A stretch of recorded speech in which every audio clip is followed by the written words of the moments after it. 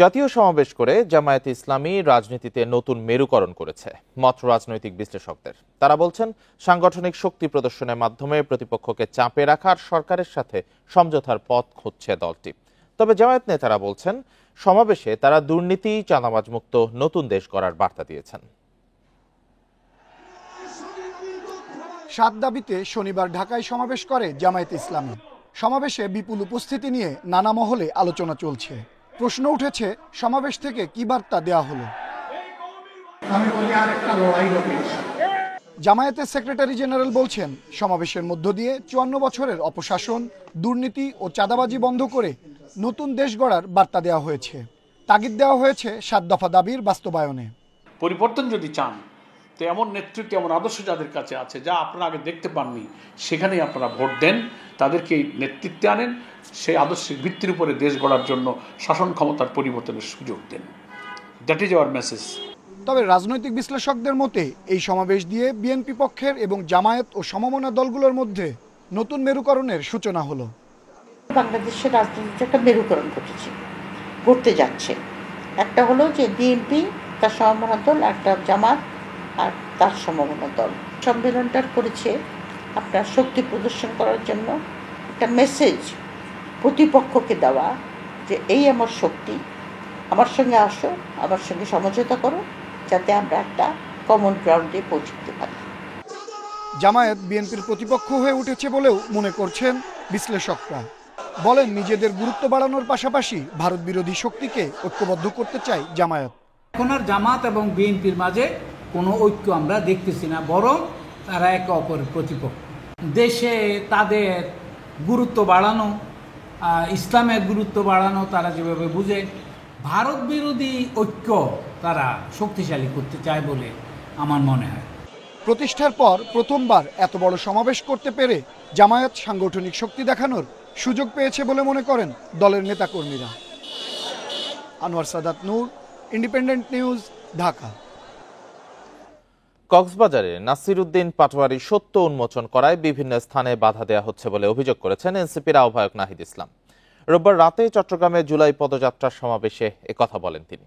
এছাড়া সমাবেশে অপ্রীতিকর ঘটনা এড়াতে আইনশৃঙ্খলা বাহিনীকে কঠোর হওয়ার দাবি জানায় দলটি। পদযাত্রার 20তম দিন রোববার সকালে রাঙামাটিতে পদযাত্রা শুরুর আগে চট্টগ্রামে জুলাইয়ের শহীদ পরিবারের সাথে দেখা করেন এনসিপি নেতারা। পরে সাংবাদিকদের সাথে কথা বলেন নাহিদ ইসলাম। বলেন, স্বৈরাচারের দোসরদের বাধায় উপদেষ্টা থাকার সময় শহীদ পরিবারের জন্য নানা উদ্যোগ বাস্তবায়ন করা যায়নি। আমাদের জায়গা থেকে আমরা বিভিন্ন উদ্যোগ নেওয়ার ক্ষেত্রে প্রেশারাইজ করছি সর্বোচ্চভাবে, কিন্তু দেখা গেছে সরকারের উদ্যোগগুলা মাঠ পর্যায়ে পর্যন্ত পৌঁছায় নাই বা পৌঁছাইতে দেরি করতেছে, বা সেইখানে অনেক ধরনের ঝামেলা আসলে হয়, কারণ এখনো প্রশাসনের বিভিন্ন জায়গায় আসলে স্বৈরাচারের দোসররা আছে। রাঙামাটিতে শিল্পকলা থেকে বনরূপা পর্যন্ত পদযাত্রা করেন এনসিপি নেতাকর্মীরা। তারা বলেন, 50 বছর ধরে দেশ বিভক্ত করে রাখা হয়েছিল, যার বড় শিকার পার্বত্য চট্টগ্রাম। পরে রোববার সন্ধ্যায় চট্টগ্রামের বিপ্লব উদ্যানে অনুষ্ঠিত হয় এনসিপির সমাবেশ। এ সময় দেশকে কারোর কাছে ইজারা দেওয়া হয়নি বলে মন্তব্য করেন তারা। বাংলাদেশ কারো বাপের না, আমরা বাংলাদেশকে কাউকে ইজারা দেই নাই। বাংলাদেশটা হচ্ছে জনতার। বাংলাদেশের প্রত্যেকটা মানুষ এই 56,000 বর্গ মাইলে সবাই ন্যায্য হিস্সা নিয়ে থাকবে। সমাবেশ ঘিরে কঠোর নিরাপত্তা দিতে আইন শৃঙ্খলা বাহিনীর প্রতি দাবি জানায় এনসিপি। Zulekha Parvin, independent news. দলীয় প্রধানের প্রধানমন্ত্রী হওয়ার সুযোগ রাখার পক্ষে বিএনপি। রোববার ঐকমত্য কমিশনের সংলাপ শেষে কথা জানান দলটির স্থায়ী কমিটির সদস্য সালাউদ্দিন আহমেদ। তবে দুটি পদে একই ব্যক্তি থাকার বিরোধিতা করেছে জামায়াত। তত্ত্বাবধায়ক সরকারের গঠন প্রক্রিয়া ও ক্ষমতা কাঠামোর বিষয়ে দলগুলোর মতামত নিয়ে আবারও আলোচনা হবে। রোববার সকালে রাজধানীর ফরেন সার্ভিস একাডেমিতে রাজনৈতিক দলের সাথে ঐকমত্য কমিশনের বৈঠকে আলোচনা হয় তত্ত্বাবধায়ক সরকার গঠন পদ্ধতি এবং দলীয় প্রধানের প্রধানমন্ত্রী হওয়ার বিষয়ে। আমরা বিশ্বাস করি যে এটা রিজনেবলি। বৈঠক শেষে এসব বিষয়ে দলের অবস্থান তুলে ধরেন বিএনপির স্থায়ী কমিটির সদস্য সালাউদ্দিন আহমেদ। বলেন, ত্রয়োদশ সংশোধনীতে থাকা তত্ত্বাবধায়ক সরকারের বিধানে কিছু পরিবর্তন আনার বিষয়ে কথা হয়েছে। দলীয় প্রধানের প্রধানমন্ত্রী হওয়ার সুযোগের পক্ষে তিনি।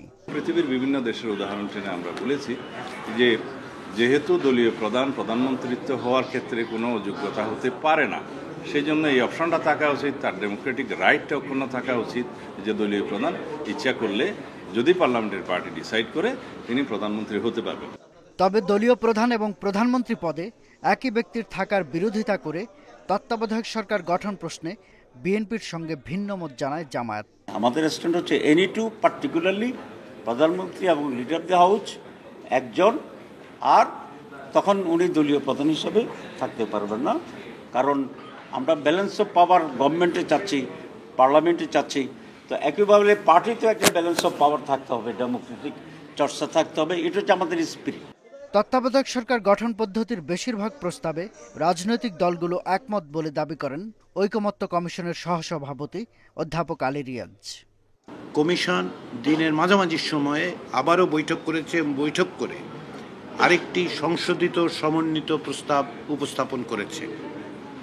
এই প্রস্তাবটিতে বিস্তারিতভাবে প্রধান উপদেষ্টা নিয়োগের পদ্ধতি বলা হয়েছে। এই প্রস্তাবের অধিকাংশ বিষয়ে দলগুলো একমত হয়েছে। 31 জুলাইয়ের মধ্যে জুলাই সনদ চূড়ান্ত করা সম্ভব বলে আশা প্রকাশ করেন আলী রিয়াজ। আমাদের কমিশনের অবস্থান বা একমত হওয়ার জায়গাটা বলতে পারবে। শাহাদাত স্বপন, ইন্ডিপেন্ডেন্ট নিউজ, ঢাকা। তৈরি হয়েছে। গণহত্যাকারী শেখ হাসিনা মানব জাতির কলঙ্ক, তাকে কোনোভাবেই ক্ষমা করা যাবে না বলে মন্তব্য করেছেন বিএনপির মহাসচিব মির্জা ফখরুল ইসলাম আলমগীর। আর শক্ত গণতান্ত্রিক ভিত না হওয়া পর্যন্ত ফ্যাসিবাদ বিরোধী আন্দোলন চলবে, জানিয়েছেন দলের যুগ্ম মহাসচিব শহীদ উদ্দিন চৌধুরী অ্যানি। রোববার সকালে রাজধানীর জিয়া উদ্যানে বৃক্ষরোপণ কর্মসূচিতে মন্তব্য করেন তারা। জুলাই গণ অভ্যুত্থান স্মরণে মাসব্যাপী কর্মসূচির অংশ হিসেবে রাজধানীর জিয়া উদ্যানে বৃক্ষরোপণ করে কৃষক দল ও আমার বিএনপি পরিবার। এতে অংশ নেন দলের জ্যেষ্ঠ নেতারা। এ সময় নতুন বাংলাদেশের প্রত্যাশার কথা জানান জুলাই আন্দোলনের হতাহতদের পরিবারের সদস্যরা। কর্মসূচিতে অংশ নিয়ে বিএনপির যুগ্ম মহাসচিব শহীদ উদ্দিন চৌধুরী অ্যানি বলেন, ফ্যাসিবাদের বিরুদ্ধে লড়াই চলবে, আর আগামী নির্বাচনের মধ্য দিয়ে প্রতিষ্ঠিত করতে হবে গণতন্ত্র। এই পরিবেশ পরিস্থিতি সৃষ্টি হয়েছিল, তার বিরুদ্ধে লড়াই সংগ্রাম এখনো থেমে যায়নি। এই লড়াই সংগ্রাম আমাদেরকে আরো বেশি চালিয়ে যেতে হবে, যতক্ষণ পর্যন্ত আমরা সত্যিকার অর্থে একটা গণতন্ত্রের শক্ত ভিত প্রতিষ্ঠিত করতে না পারি। এ সময় রাজনীতিতে ভিন্নমত থাকলেও সবাইকে নিয়ে দেশ গড়ার আহ্বান জানান বিএনপির মহাসচিব মির্জা ফখরুল ইসলাম আলমগীর। কেউ গণতন্ত্রে বিশ্বাস করবে, কেউ সমাজতন্ত্রে বিশ্বাস করবে, কেউ আপনার ওয়েলফেয়ার স্টেটে বিশ্বাস করবে। এই সবগুলোকে মিলিয়ে আমরা একটা রেইনবো স্টেট, একটা রামধনু যেভাবে অনেকগুলো রং নিয়ে ওঠে, সেরকম একটা রাষ্ট্র নির্মাণ করতে অনেক আগেই আমাদের দেশের নেত্রী বেগম খালেদা জিয়া সেই স্বপ্ন দেখেছিলেন। ক্ষমতায় যে দলই আসুক, জুলাই গণ অভ্যুত্থানে হতাহতদের পরিবারের পুনর্বাসন নিশ্চিত করতে হবে উল্লেখ করে মির্জা ফখরুল বলেন, গণহত্যাকারী হাসিনাকে কোনোভাবেই ক্ষমা করা যাবে না। তারা আজকে আমার ছেলেকে হত্যা করছে, পুড়িয়ে মারছে, কি নির্মম নৃশংস অমানবিক। এই জন্যই হাসিনাকে কোনোদিন ক্ষমা করা যাবে না।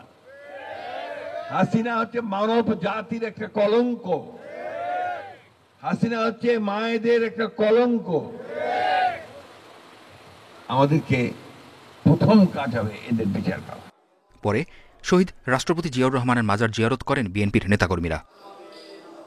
মেহেদী হাসান, ইন্ডিপেন্ডেন্ট নিউজ, ঢাকা। মানবতা বিরোধী অপরাধের মামলায় শেখ হাসিনার বিরুদ্ধে অভিযোগ গঠন হয়েছে আগেই, অথচ তার সহযোগী সাবেক মন্ত্রী এমপি সহ আলোচিত ৪৫ আসামির তদন্ত প্রতিবেদন দাখিলে আরও ৩ মাস সময় চেয়েছে ট্রাইব্যুনাল। রোববার ১৬ আসামিকে হাজির করা হয় ট্রাইব্যুনালে। প্রসিকিউশন জানালো তাদের বিরুদ্ধে তদন্ত শেষ পর্যায়ে রয়েছে।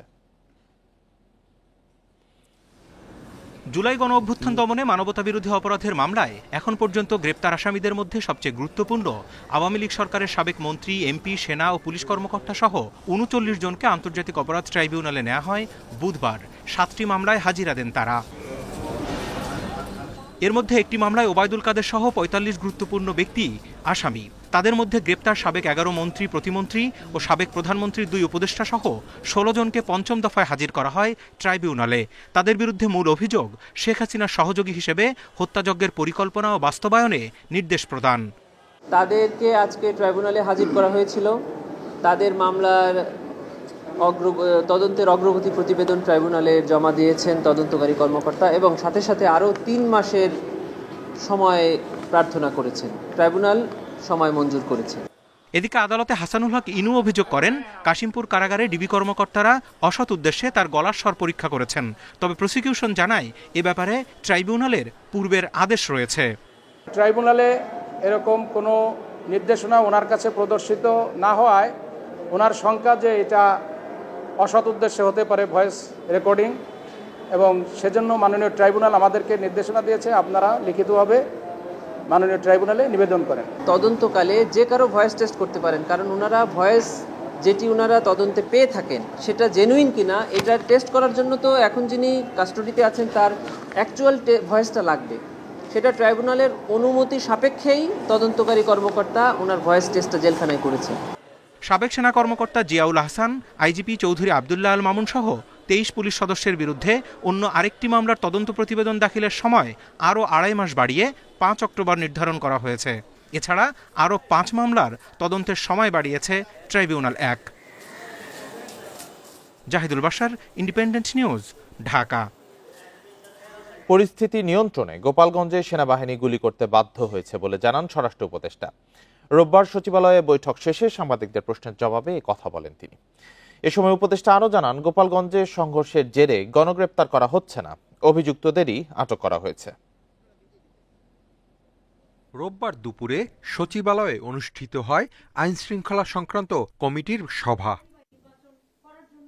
বৈঠকের পর সাংবাদিকদের সঙ্গে কথা বলেন স্বরাষ্ট্র উপদেষ্টা। তিনি জানান, পরিস্থিতির কারণে গোপালগঞ্জে গুলি করেছে সেনাবাহিনী।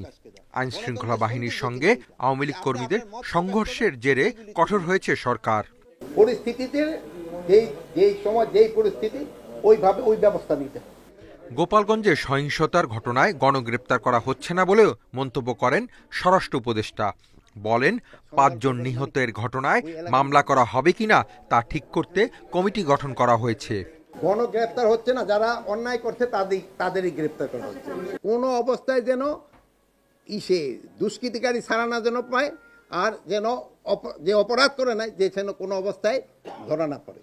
বর্তমান আইন শৃঙ্খলা পরিস্থিতিতে নির্বাচন সম্ভব কিনা এমন প্রশ্নের জবাবে উপদেষ্টা বলেন, আইন শৃঙ্খলা বাহিনী প্রস্তুত। আমাদের ট্রেনিং হচ্ছে, আমরা ট্রেনিং প্রোগ্রাম করে দিচ্ছি, আমরা তো প্রস্তুতি নিয়ে নিচ্ছি, আল্লাহ দিলে করতে কোনো অসুবিধা হবে না। Hasib Mahmud Shah, independent news, Dhaka. গোপালগঞ্জে এনসিপি সমাবেশে হামলা সংঘর্ষের ঘটনায় আরও 4টি মামলা করেছে পুলিশ। এ পর্যন্ত 8 মামলায় আসামি করা হয়েছে 8,404 জনকে। এখন পর্যন্ত মোট 310 জনকে গ্রেপ্তার করা হয়েছে। এদিকে রোববার রাত 8টায় গোপালগঞ্জে 144 ধারার সময়সীমা শেষ হয়। অনেকটাই স্বাভাবিক হয়ে আসছে শহরের পরিস্থিতি। এদিকে রোববার দুপুরে গোপালগঞ্জের কোটালীপাড়ায় গণগ্রেপ্তারের অভিযোগ এনে সংবাদ সম্মেলন করেছে বিএনপি। এনসিপির সমাবেশে হামলা ও সংঘর্ষের 4 দিন পর গোপালগঞ্জে অনেকটাই স্বাভাবিক হতে শুরু করেছে জনজীবন। পরিস্থিতি বিবেচনায় কারফিউর সময় না বাড়িয়ে রোববার সকাল 6টা থেকে রাত 8টা পর্যন্ত 144 ধারা জারি করে প্রশাসন। নিষিদ্ধ সভা, মিছিল ও জনসমাবেশ। কারফিউ না থাকায় খুলেছে দোকানপাট, ব্যবসা প্রতিষ্ঠান, সরকারি অফিস ও আদালত। বেড়েছে যানবাহন চলাচল। 144 ধারার আওতামুক্ত থাকায় শিক্ষা প্রতিষ্ঠানে ফিরেছে প্রাণচাঞ্চল্য। গাড়িগুলো চালাতে পারতেছি, সমস্যা হচ্ছে না, কোনো দায় ঝামেলা নাই, খুব ভালো। ফর্ম ফিল আপের লাস্ট ডেট ছিল অনার্স ফার্স্ট ইয়ারে, তাই জন্য আমি পরীক্ষা ফর্ম ফিল আপ করতে আসছি। আমি চাই যে পরিবেশটা অনেক ভালো হোক। যেরকম পরীক্ষা দিচ্ছে সুস্থ পরিবেশে ওই রকমই পরীক্ষা চলতেছে, সুন্দর, কোনো আতঙ্কবাণী নাই। গত কয়েকদিনের চেয়ে শহরের পরিস্থিতির উন্নতি হওয়ায় স্বস্তি প্রকাশ করেছেন স্থানীয়রা। মোড়ে মোড়ে টহল দিতে দেখা গেছে আইন শৃঙ্খলা বাহিনীর সদস্যদের। Independent news. মিরপুর ডিওএইচএস এর একটি বাসায় ডাকাতি করে পালানোর সময় সাবেক 2 সেনা সদস্য সহ 4 ব্যক্তিকে আটক করে পুলিশে দিয়েছে নিরাপত্তা কর্মীরা। এ সময় পালিয়ে যায় আরো সাবেক 2 সেনা সদস্য সহ 4 ব্যক্তি।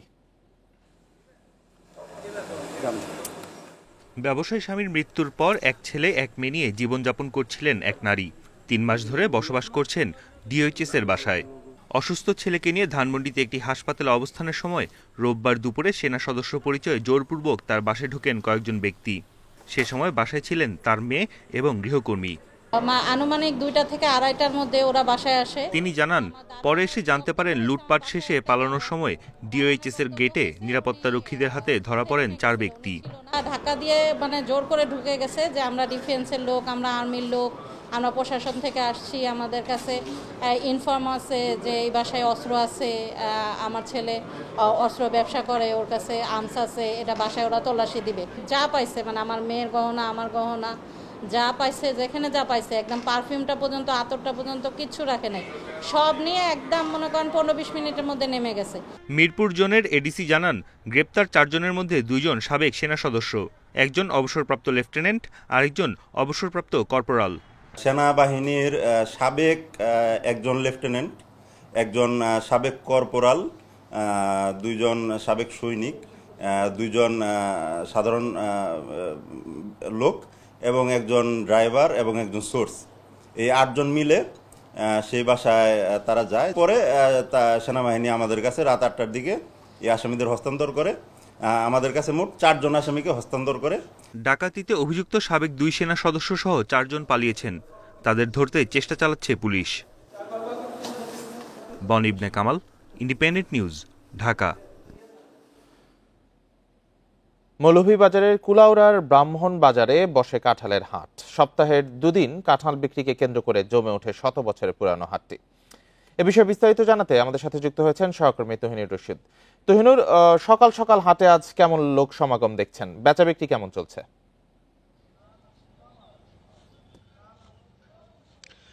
দেখুন, আসলে আপনি যেটি বলছিলেন যে এটি ব্রাহ্মণ বাজার, এটি মৌলভীবাজারের একটি ঐতিহ্যবাহী বাজার এবং এই বাজার আসলে কাঁঠালের জন্য প্রসিদ্ধ। এখানকার যেসব চাষি রয়েছেন, আপনি জানেন মৌলভীবাজার পাহাড় টিলা অধ্যুষিত এলাকা এবং এই সব এলাকার মধ্যে ব্যাপক কাঁঠাল চাষ করেন চাষিরা। তারা মূলত এই তাদের উৎপাদিত যেসব কাঁঠাল সেগুলি নিয়ে কিন্তু এই হাটে আসেন এবং এই হাটে আসার পর মূলত এখানে যারা স্থানীয় পাইকার এবং দূর দূরান্ত থেকে যেসব পাইকাররা আসেন তারা মূলত এই কাঁঠালগুলো ক্রয় করে নিয়ে যান দেশের বিভিন্ন বাজারে, বিশেষ করে সিলেট, হবিগঞ্জ, সুনামগঞ্জ এবং পার্শ্ববর্তী ঢাকা সহ বিভিন্ন জেলাগুলিতে এখানকার কাঁঠাল কিন্তু পাইকাররা নিয়ে যান। তো আমি এখানকার যেসব বিক্রেতাদের সাথে কথা বলেছি তারা যেটি বলছেন যে তারা মূলত এখানে খুব ভোরবেলায় চলে আসেন, অর্থাৎ 6টা-7টার মধ্যেই তারা কিন্তু এই হাটে চলে আসেন এবং এসেই কিন্তু তারা এখানে বেচা বিক্রি শুরু হয়ে যায়। ইতিমধ্যে কিন্তু আমি যদি একটু দেখাই, এখানে এই বাজারটিতে ইতিমধ্যে বেচা বিক্রি শুরু হয়ে গেছে। সকাল থেকেই কিন্তু এখানে ক্রেতাদের আমরা একটা ভিড় দেখছি এবং বিক্রেতারাও তাদের কাঁঠাল নিয়ে আসছেন। তো আমি এখানে যাদের সাথে কথা বলেছি তারা বলছেন যে মূলত সকাল 8টা, 8:30টার দিকেই কিন্তু এখানে জমে উঠে, অর্থাৎ ক্রেতারা এখানে আসেন আর বিক্রেতারাও তারা বেচা বিক্রি ভালোই করেন। তবে যেটি তারা বলছেন যে আসলে আপনি জানেন কাঁঠালের মৌসুমটা হচ্ছে মূলত বৈশাখ এবং জ্যৈষ্ঠ মাসে, কিন্তু এখানে যেটি আমরা দেখেছি যে বৈশাখ জ্যৈষ্ঠ মাসে হলেও কিন্তু এখানে আষাঢ় মাস পর্যন্ত কিন্তু এখানে কাঁঠাল এখানে চাষিরা তারা নিয়ে আসেন। তবে যেটি এখানে বলা হয়েছে যে সিজনে, অর্থাৎ বৈশাখ জ্যৈষ্ঠ মাসে কিন্তু এখানে তারা বলছেন যে কোটি টাকার মতো কাঁঠাল, আনারস এগুলি বিক্রি হয়ে থাকে। তবে কাঁঠালের পাশাপাশি এখানে যে আনারস এবং স্থানীয়ভাবে উৎপাদিত যেসব ফসল রয়েছে, বিশেষ করে কলা, লেবু, এগুলি কিন্তু এই হাটে তারা নিয়ে আসেন এবং তারা এগুলি বেচা বিক্রি হয়ে থাকে। এখানকার যেসব স্থানীয় ব্যবস্থাপনায় রয়েছেন তাদের সাথে আমি কথা বলেছি, তারা যেটি বলছেন যে এটি 100 বছরের অধিক পুরাতন একটি বাজার এবং বিশেষ করে এখানে কাঁঠাল, আনারস এগুলির জন্যই বিখ্যাত এই বাজারটি। অর্থাৎ 100 বছর ধরে কিন্তু এই বাজারে এই যে ঐতিহ্য অর্থাৎ কাঁঠাল এগুলি বিক্রি হয়ে আসছে। তো বাজারটি ইতিমধ্যেই শুরু হয়ে গেছে। 8টা, 8:30 বা 9টা নাগাদ কিন্তু এখানে জমে উঠবে, অর্থাৎ ক্রেতা বিক্রেতাদের একটা ব্যাপক উপস্থিতি লক্ষ্য করা যাবে, এমনটি কিন্তু স্থানীয়ভাবে আমরা জানতে পেরেছি। মৌলভীবাজারের কুলাউড়ার ব্রাহ্মণ বাজারে কাঁঠালের হাট থেকে জানাচ্ছিলেন সহকর্মী তহিনুর রশিদ। আলেম ওলামাদের সঙ্গে নিয়েই আগামীর বাংলাদেশ, তাদের মতামত নিয়েই জাতীয় পর্যায়ের সিদ্ধান্ত নেওয়া হবে বলে জানিয়েছেন এনসিপির আহ্বায়ক নাহিদ ইসলাম। রোববার রাতে চট্টগ্রামের হাটহাজারীতে আল জামিয়াতুল আহলিয়া দারুল উলুম মইনুল ইসলাম মাদ্রাসার শিক্ষক শিক্ষার্থীদের সঙ্গে সৌজন্য সাক্ষাৎ শেষে একথা বলেন তিনি। জানান, দায় ও দরদের এবং ইনসাফের রাজনীতি করবে এনসিপি। এর আগে মাদ্রাসা পরিচালক ও হেফাজতের শীর্ষ নেতাদের সঙ্গে কথা বলেন এনসিপির কেন্দ্রীয় নেতারা। পরে হেফাজতে ইসলামের সাবেক আমির আল্লামা শাহ আহমদ শফি ও জুনায়েদ বাবু নগরীর কবর জিয়ারত করেন।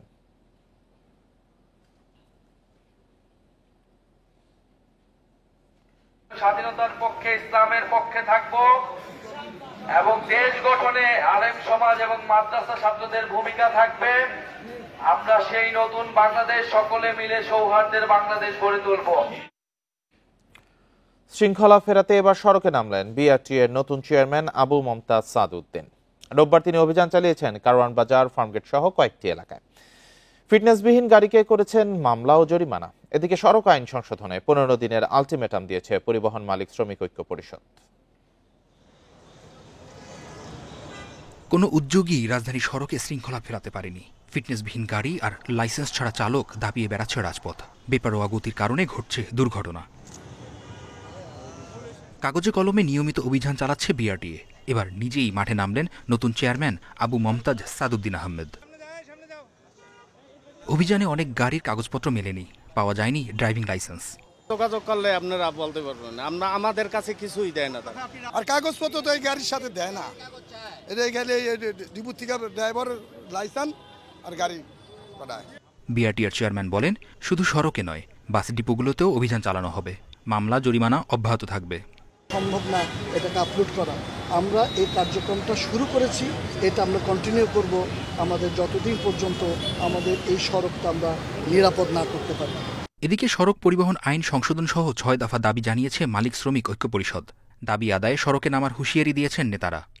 আজকে মিলিত হয়ে আমরা একযোগে এক মুহূর্তে সিদ্ধান্ত করেছি 15 কার্য দিবসের মধ্যে সরকার এই অচল অবস্থা নিরসন না করলে 15 কার্য দিবসের পরে বাংলাদেশে পরিবহনের সকল মালিক শ্রমিকরা মিলে ধর্মঘট করবে।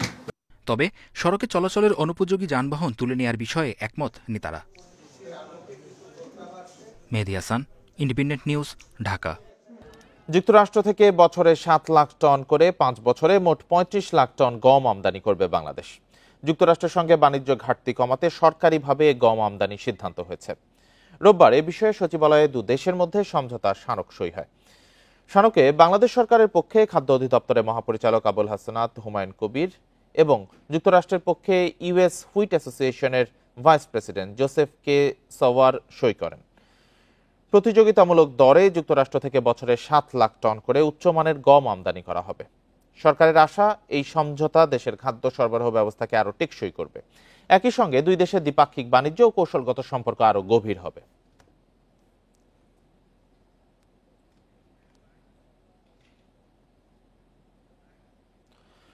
2026 সালে চালু হতে পারে পায়রা সমুদ্র বন্দরের প্রথম টার্মিনাল। ইতোমধ্যে শেষ হয়েছে টার্মিনাল ও ব্যাকআপ ইয়ার্ডের কাজ। আন্ধারমানিক নদীর উপর সেতুর কাজ ও সংযোগ সড়কের কাজও প্রায় শেষ দিকে। বন্দরটি পুরোপুরি চালু হলে দক্ষিণাঞ্চলের অর্থনীতিতে গতি আসার পাশাপাশি নতুন কর্মসংস্থান তৈরি হবে বলে আশা ব্যবসায়ীদের। 2019 সালের জানুয়ারিতে পটুয়াখালীর কলাপাড়ার লালুয়ায় শুরু হয় পায়রা সমুদ্র বন্দরের প্রথম টার্মিনালের নির্মাণ কাজ।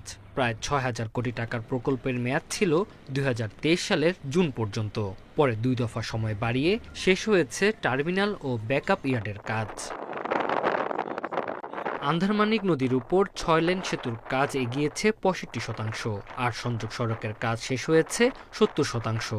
বন্দর কর্তৃপক্ষ বলছে 2026 সালের জুলাইয়ের মধ্যে পুরোপুরি অপারেশনাল কার্যক্রম শুরু হবে। বাংলাদেশের মতো 3টা বন্দরের টোটাল যে কি লেন্থ আছে সেটা এই এক পায়রা বন্দরে সেই পরিমাণ, অর্থাৎ যেখানে জাহাজ ফিরতে পারবে জেটির লেন্থ। নিয়মিত ড্রেজিং কার্যক্রম চালিয়ে পলিপ্রবণ রাবণাবাদ চ্যানেল গভীর রাখা গেলে বন্দরটি হয়ে উঠতে পারে দক্ষিণাঞ্চলের অর্থনীতির নতুন চালিকা শক্তি। কেপকে প্রজেক্ট আছে, তাদের বেশ করে এই জেলাটার একটা ভালো অবস্থানে আসবে।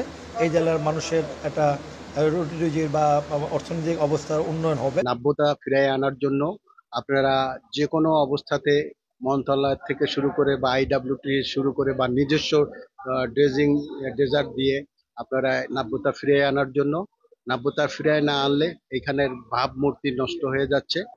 ব্যবসায়ীরা বলছেন বন্দরটি চালু হলে শিল্প প্রতিষ্ঠান গড়ে ওঠার পাশাপাশি তৈরি হবে নতুন কর্মসংস্থান। নব্যতা সংকটকে দূরীকরণ করতে হবে, করলে ব্যবসায়ীরা এবং সকল স্টেক হোল্ডাররা আগে আসবে। সেটা এই বন্দরের চেয়ারম্যান সাহেবকে বলা হয়েছে। 2023 সালে পায়রা বন্দরে সীমিত পরিসরে 529টি বিদেশি জাহাজ ও 3426টি দেশীয় লাইটার জাহাজ পরিচালনা করা হয়। রাজস্ব আয় করা হয় প্রায় 2079 কোটি টাকা। Independent news. টানা বৃষ্টি ও উজানের ঢলে লালমনিরহাটে তিস্তা নদীর পানি বাড়ছে। ডালিয়া পয়েন্টে নদীর পানি বিপদসীমার কাছাকাছি প্রবাহিত হচ্ছে। পানি উন্নয়ন বোর্ডের নির্বাহী প্রকৌশলী সুনীল কুমার জানান, তিস্তার পানি বাড়ছে, যে কোনো সময় বিপদসীমা বরাবর পানি প্রবাহিত হয়ে নদী তীরের নিম্নাঞ্চল সাময়িকভাবে প্লাবিত হতে পারে। রাত 9টায় তিস্তা ব্যারেজের ডালিয়া পয়েন্টে পানি বিপদসীমার 7 সেন্টিমিটার নিচ দিয়ে প্রবাহিত হচ্ছিল। 24 ঘন্টায় পানি বেড়ে বন্যা পরিস্থিতি তৈরি হতে পারে।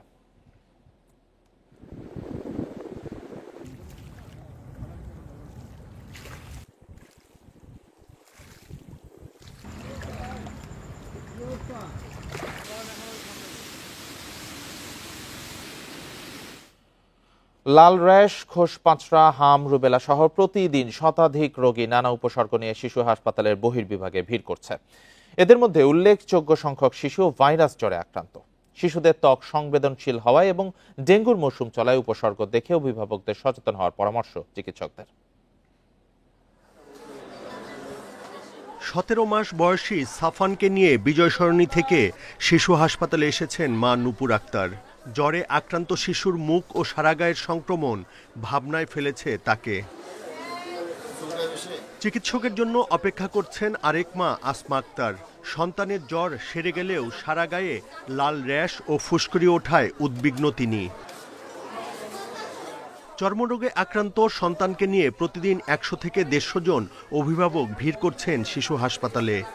জ্বরের জন্য হয়তো রান্না করে ভালো লাগে না, খায় না। এই যে হাতের ভাঁজে ভাঁজে পুরো চুলকায় আর গলার নিচে পুরো শরীরে রাত্রে ঘুমের মধ্যে অনেক চুলকায়। বেতন কমে না, জ্বরটা কমে গেছে আবার এর মধ্যে এগুলো। চিকিৎসকরা বলছেন স্ক্যাবিস বা খোসপাঁচড়ায় আক্রান্ত শিশুর ভিড় বেড়েছে। এ রোগ বেশ ছোঁয়াচে হওয়ায় সচেতন থাকার পরামর্শ তাদের। প্রায় 70 থেকে 80% আমাদের স্ক্যাবিস আসতেছে, যেটা হচ্ছে আপনার ছোঁয়াচে রোগ। ফ্যামিলি যেগুলো আসতেছে বেশিরভাগই দেখা যাচ্ছে পুরো ফ্যামিলি নিয়ে আসতেছে। জ্বরের পরে, জ্বর আসার পরে দেখা গেল জ্বরটা ভালো হয়ে গেল, তার 1-2 দিন পর থেকে হোল বডিতে র্যাশ নিয়ে আসতেছে আমাদের কাছে। র্যাশ উঠলে আপনার হামের র্যাশ যেটা, এটা সম্পূর্ণ শরীরে উঠে, সাথে কিছু সিমটম থাকে, যেমন ঠান্ডা কাশি থাকে, কনজাংটিভাইটিস থাকে, আদার্স প্রবলেম থাকে। এগুলো সব মিলিয়ে 3টা আমাদের গ্রেড পয়েন্ট আছে হামের জন্য। এগুলো মিলতে হয়, মিললে আমরা সেটা হাম বলি। চিকিৎসা নিতে আসা শতাধিক শিশুর মধ্যে 30 থেকে 35 ভাগই ভাইরাস জ্বরে আক্রান্ত। হাম, জল বসন্ত বা চিকেন পক্স ও রুবেলা হতে পারে এ সংক্রমণের কারণ। লক্ষণ দেখা দিলে দ্রুত চিকিৎসা নেয়ার পরামর্শ। যদি বেশি কান্না করে, যদি খেতে না চায়, যদি বেশি বমি করে, বমি হলেও রক্ত যায়, তাহলে সেই ক্ষেত্রে কিন্তু নিকটস্থ অথবা জরুরি ভিত্তিতে হসপিটালে ডাক্তার দেখাতে হয়। আক্রান্ত শিশুদের পর্যাপ্ত বিশ্রাম ও প্রচুর পানি পান করার পাশাপাশি পরিষ্কার পরিচ্ছন্ন রাখার পরামর্শ চিকিৎসকদের।